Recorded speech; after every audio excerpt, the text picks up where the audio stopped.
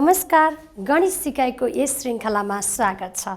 आज हामी गणित शिक्षण अन्तर्गत समीकरण र असमानताका बारेमा छलफल गर्नेछौँ। स्क्रिनमा देखाइएका चित्रहरू हेर्नुहोस् त। यहाँ एउटा सिसाकलम छ जसमा रातो भाग x, पहेँलो भाग 4 सेन्टिमिटर र पूरा लम्बाइ 15 सेन्टिमिटर छ। त्यसैले x + 4 = 15 लेख्न सकिन्छ। त्यस्तै गरी अर्को चित्रमा तराजुमा एकातिर एउटा थैलीमा 1 रुपैयाँका ढकहरूको एक पोका र छुट्टै 3 वटा 1 रुपैयाँका ढकहरू छन् भने अर्कोतिर 12 वटा 1 रुपैयाँका ढकहरू छन्। तराजुले दुवैतिरका तौल बराबर देखाएको छ।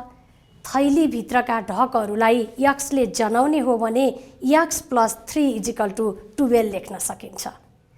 x + 4 = 15 र x + 3 = 12 यी दुवै समीकरणहरू हुन्।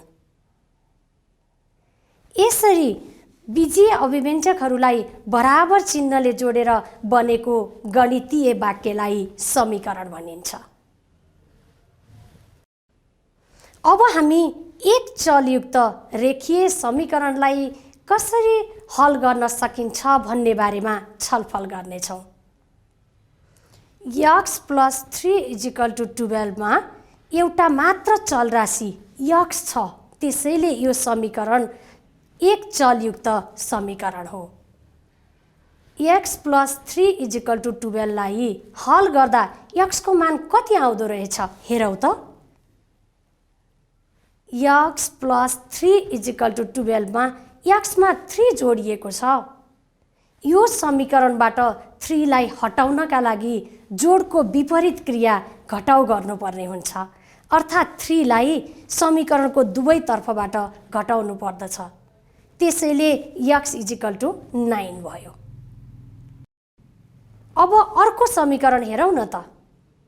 9x - 11 अपन 2 = 8 यो समीकरणको हरमा 2 छ। यसलाई हटाउन हामीले अंशमा दुवैतिर 2 ले गुणन गर्नुपर्दछ। 9x - 11 = 16 भयो। अब 9x - 11 = 16 बाट 11 लाई हटाउन दुवैतिर 11 लाई जोड्नु पर्दछ। 9x = 27 भयो। अब 9x बाट 9 लाई हटाउन के गर्नु पर्ला? सही भन्नुभयो, दुवैतिर 9 ले भाग गर्नु पर्दछ। त्यसैले x = 3 भयो। यसरी समीकरणको हल गर्दा चल राशिसँगको अङ्क प्लसमा दिएको छ भने यसको विपरीत क्रिया घटाउ गर्नु पर्दछ। अर्थात् उही अङ्कलाई समीकरणको दुवैतर्फ घटाउनु पर्दछ। यसै गरी चल राशिसँगको अङ्क माइनसमा दिएको छ भने यसको विपरीत क्रिया जोड गर्नु पर्दछ। अर्थात् उही अङ्कलाई समीकरणको दुवैतर्फ जोड्नु पर्दछ। अनि चल राशिसँगको अङ्क मल्टिप्लाईमा दिएको छ भने यसको विपरीत क्रिया भाग गर्नुपर्छ। अर्थात् उही अङ्कले समीकरणको दुवैतर्फ भाग गर्नुपर्दछ। र चल राशिसँगको अङ्क डिभाइडमा दिएको छ भने यसको विपरीत क्रिया गुणन गर्नुपर्दछ। अर्थात् उही अङ्कले समीकरणको दुवैतर्फ गुणन गर्नुपर्दछ। बुझ्नुभयो त? गुड। अब भने हामी दुई चलयुक्त युगपथ रेखीय समीकरण 2 भेरिएबल्स लिनियर इक्वेसन्सलाई कसरी लेखाचित्रबाट हल गर्न सकिन्छ भन्ने बारेमा छलफल गर्नेछौँ। जसका लागि हामीले 2 वटा समीकरणहरू लिएका छौँ। x + y = 4 र x - y = 2। यी दुवै समीकरणमा x र y गरी 2 वटा चल राशिहरू छन्। त्यसैले यी समीकरणहरू 2 चलयुक्त समीकरण हुन्। x + y = 4 हुनका लागि x र y का सम्भावित मानहरू कति हुन्छन्? कम्तीमा 3 वटा बिन्दुहरूलाई तालिकामा देखाउँ। x को मान 0 हुँदा y को मान 4 हुन्छ। x को मान 1 हुँदा y को मान 3 हुन्छ। x को मान 2 हुँदा y को मान पनि 2 नै हुन्छ। हामीले x को मान लिँदा ऋणात्मक, 0 वा धनात्मक जुनसुकै पनि मान लिन सक्छौं। तालिकाबाट हेर्दा x + y = 4 का बिन्दुहरू 0, 4, 1, 3 र 2, 2 भयो। यसैगरी x - y = 2 का x र y का सम्भावित मानहरू कति हुन्छन्? कम्तीमा 3 वटा बिन्दुहरूलाई तालिकामा देखाउँ। x को मान 0 हुँदा y को मान -2 हुन्छ। x को मान 2 हुँदा y को मान 0 हुन्छ र x को मान 3 हुँदा y को मान 1 हुन्छ। नझुक्किनुस् है, हामीले x को मान लिँदा ऋणात्मक, 0 वा धनात्मक जुनसुकै पनि लिन सक्छौं नि। तालिकाबाट हेर्दा x - y = 2 का बिन्दुहरू 0, -2, 2, 0, 3, 1 भयो। अब लेखाचित्रबाट समीकरणको हल गर्नका लागि पहिले ग्राफ पेपर लियौं र ग्राफ पेपरमा x अक्ष र y अक्ष बनाऊं। अनि पहिलो समीकरणका निर्देशाङ्कहरू 0, 4, 1, 3, 2, 2 लाई ग्राफ पेपरमा अङ्कन गरौं र जोडौं। यसैगरी उक्त ग्राफ पेपरमा दोस्रो समीकरणका निर्देशाङ्कहरू 0, -2, 2, 0, 3, 1 लाई पनि अङ्कन गरौं र जोडौं। चित्रमा समीकरणहरू x + y = 4 र x - y = 2 कुन बिन्दुमा प्रतिच्छेदन भएका छन् हेरेर भन्नुस् त। सही भन्नुभयो, 3, 1 मा प्रतिच्छेदन भएका छन्। त्यसैले x = 3 र y = 1 हुन्छ। यसलाई हामीले जाँचेर पनि हेर्न सक्छौं। जाँच्नका लागि बिन्दु 3, 1 लाई समीकरणहरू x + y = 4 र x - y = 2 मा प्रतिस्थापन गर्नेछौं। बिन्दु 3, 1 दुवै समीकरणमा मान्य भएकाले x = 3 र y = 1 नै समीकरणको हल हो। अब भने हामी असमानताको बारेमा छलफल गर्नेछौं। असमानताका केही उदाहरणहरू हेरौं न त। रामसँग 20 भन्दा कम रुपैयाँ छ। यसबाट रामसँग कति रुपैयाँ छ भन्ने बुझ्नुहुन्छ? भन्नुस् त। सही भन्नुभयो, 1 देखि 19 रुपैयाँसम्म जति पनि हुन सक्छ। रामसँग 20 रुपैयाँ छ भनेर तोकिएको भए यो समीकरण हुन्थ्यो, तर रामसँग 20 भन्दा कम रुपैयाँ छ भनेकाले यो असमानता हो। यसैगरी शैलेशको उमेर बढीमा 4 वर्ष छ।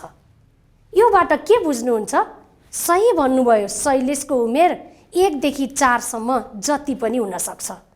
त्यसैले यो पनि असमानताको अर्को उदाहरण हो। यसरी कुनै पनि वास्तविक संख्याहरूको बीचमा भन्दा ठूलो, भन्दा सानो, भन्दा ठूलो वा बराबर, साथै भन्दा सानो वा बराबर चिन्हहरू प्रयोग गरिन्छन् भने यसै नियमलाई असमानता भनिन्छ।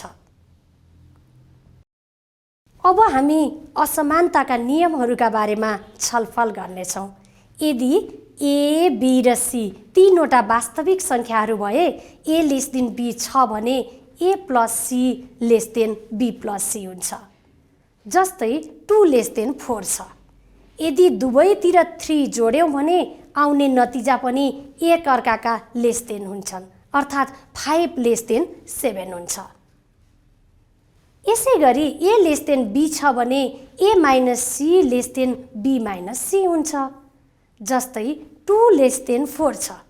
यदि दुवैतिर 3 घटायौं भने आउने नतिजा पनि एक अर्काका लेसदेन नै हुन्छन्, अर्थात् -1 1 हुन्छ। त्यस्तै गरी a b र c 0 छ भने a × c b × c हुन्छ। जस्तै 2 4 छ। यदि दुवैतिर 3 ले गुणन गर्यौँ भने आउने नतिजा पनि एकअर्काका लेस देन हुन्छन्, अर्थात् 6 लेस देन 12 हुन्छ।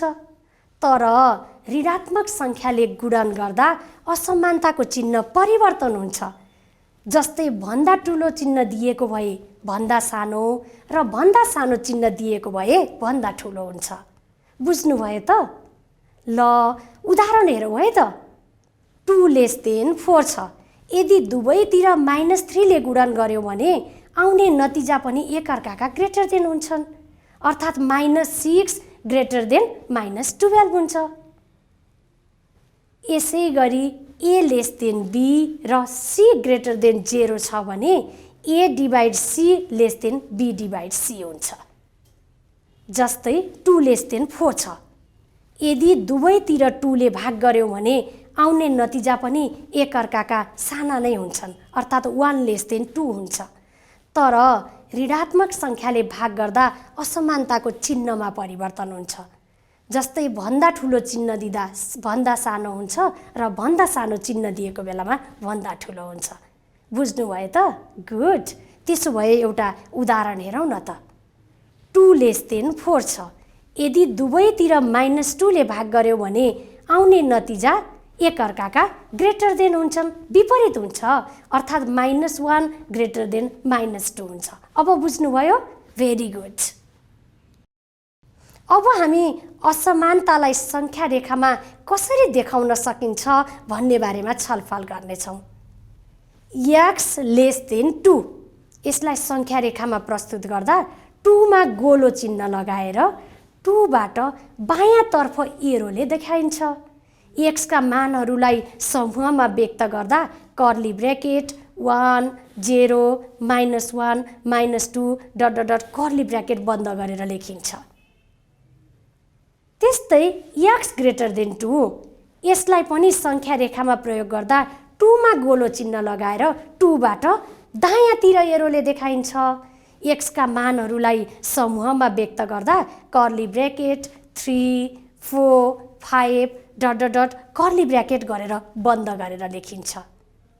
x less than or equal to 2, यसलाई सङ्ख्या रेखामा प्रयोग गर्दा 2 मा गोलो चिन्ह लगाएर डार्क बनाइन्छ र 2 बाट बायाँतर्फ एरोले देखाइन्छ। x का मानहरूलाई समूहमा व्यक्त गर्दा curly bracket 2 1 0 -1 -2 dot dot dot curly bracket बन्द गरेर लेखिन्छ। अर्थात् यसमा 2 लाई पनि लेखिन्छ नि, याद गर्नुहोस् है। यसै गरी x greater than or equal to, यसलाई सङ्ख्या रेखामा प्रयोग गर्दा 2 मा गोलो चिन्ह लगाएर 2 बाट दायाँतर्फ एरोले देखाइन्छ।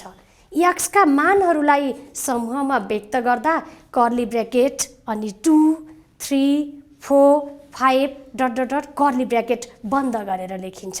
यसमा पनि 2 लाई पनि लेखिन्छ। बुझ्नुभयो त? Very good. विद्यार्थी भाइ बहिनीहरू, आज यस भिडियोमा हामीले के छलफल गऱ्यौँ सम्झने प्रयास गरौँ है। एक चलयुक्त रेखीय समीकरणलाई कसरी हल गर्न सकिन्छ भन्ने बारेमा जान्यौँ। त्यसै गरी 2 चलयुक्त युगपत रेखीय समीकरणलाई कसरी लेखाचित्रबाट हल गर्न सकिन्छ भन्ने बारेमा पनि जान्यौँ। अनि एक चलयुक्त असमानतालाई हल गरेर कसरी सङ्ख्या रेखामा देखाउन सकिन्छ भन्ने बारेमा पनि जान्यौँ, होइन त? हामी अब अर्को भिडियोमा पुनः भेट्नेछौँ। धन्यवाद।